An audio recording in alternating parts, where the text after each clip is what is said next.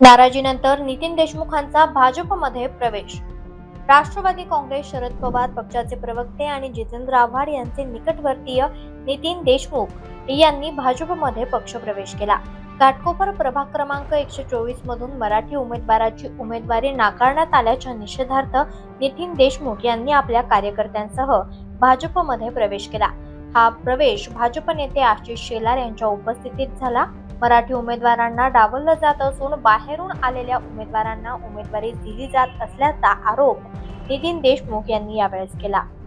नितीनजी, काय सांगाल? कालपर्यंत तुम्ही राष्ट्रवादी शरदचंद्र पवार गटामध्ये होतात, अचानक भाजपमध्ये प्रवेश केलेला आहे. नक्की काय घडलं? काय ऑफर्स आल्या भाजपकडनं? काय सांगाल? नाही, ऑफर्स वगैरे काय आला नाहीये. मी कुठल्याही महानगरपालिकेच्या निवडणूक प्रक्रियेतच नाहीये. मी फॉर्मच भरला नाही इन द सेन्स मराठी माणूस म्हणून कदाचित मराठी पदवीधर तरुणी नको आहे म्हणून कदाचित शिवसेना राष्ट्रवादी काँग्रेस पक्ष यांनी मला कदाचित डावललं असेल. त्यामुळे स्थानिक उमेदवार नको असं त्यांचं म्हणणं असेल. डावलल्यानंतर मग निर्णय काहीतरी घेणं गरजेचं आहे. इथं भविष्यात नाही आहे, तर भवितव्याचा विचारच करत नाही. तुम्ही रस्त्यावर कितीही संघर्ष करा, कितीही वेळा जेलमध्ये जा, पक्षाच्या झेंड्यासाठी पार अगदी अंगावरती लाटा काटायच्या आहेत, पण तुम्हाला काय इथं विचारणारा कोण नाही आहे. तर त्यामुळे तुम्ही थांबायचं का तिथं ना? नाही, ज्या गटामध्ये विधान भवनामध्ये तुमच्यावर हल्ला झाला, तुमच्यावर देखील केसेस झाल्या, तुम्हाला चक्क जेलमध्ये टाकण्यात आलेलं होतं, त्याच पक्षामध्ये तोच पक्ष का निवडला? त्याच पक्षाने तुम्ही परत गेला? आता तो कसा आहे की त्यावेळी जो काही संघर्ष झाला तो संघर्ष हा काही गैरसमजामधून झाला होता आणि आता त्याच्यावरती मला जास्त बोलायचं नाही, कारण की न्यायिक प्रक्रियेमध्ये तो विषय आहे. मला अधिक काही बोलायचं नाही त्याच्यावरती. पडळकरांची चर्चा झाली होती का भाजपमध्ये प्रवेश केला? नाही, पडळकर साहेबांचं जर होताच, त्याबद्दल काही वाद नाही आहे. आणि ते सगळं सांगली सातारा या पट्ट्यातलेच आहेत, त्यामुळे तेही फार आक्रमक आणि संघर्ष पक्षाचे प्रमुख आहेत, आमदार साहेब आहेत.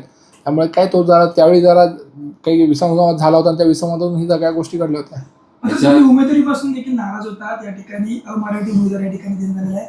कसं पाहता? एकीकडे सरकार पाहते की मराठी महापौर जो आहे तो बसला पाहिजे आणि अमराठी उमेदवार या ठिकाणी तुमच्याकडे देण्यात. कसं आता बघा कसं आहे, स्थानिक असता तर गोष्ट वेळेस समजू शकलो होतं. घाटकोपर ईस्टवरनं वेस्टवरती उमेदवार आणतात, आयात करतात. इथल्या शिवसेनेचे पदाधिकारी त्याच्यामध्ये काहीतरी व्यवहार करतात आणि त्या व्यवहारातून ही उमेदवारी दिली जाते. आणि मराठी तरुणी इथं जिथं आहे, विधानसभेला लोकसभेला आम्ही सगळ्यात जास्त काम केलं. माझ्या वॉर्डमध्ये सगळ्यात जास्त लीड मिळवून दिलं आणि त्याचाच प्रत्यय असा की तिकीट विकली गेली. आणि मग मराठी माणसाला फक्त महापौर बनवायचा म्हणून मराठी माणूस बोलायचं, तेवढ्यापुरतं त्यांचं अजेंडा आहे. आणि मराठी माणसाची तिकीट कापायची, हे त्यांचा पूर्ण छुपा अजेंडा आहे. लोकनायक न्यूज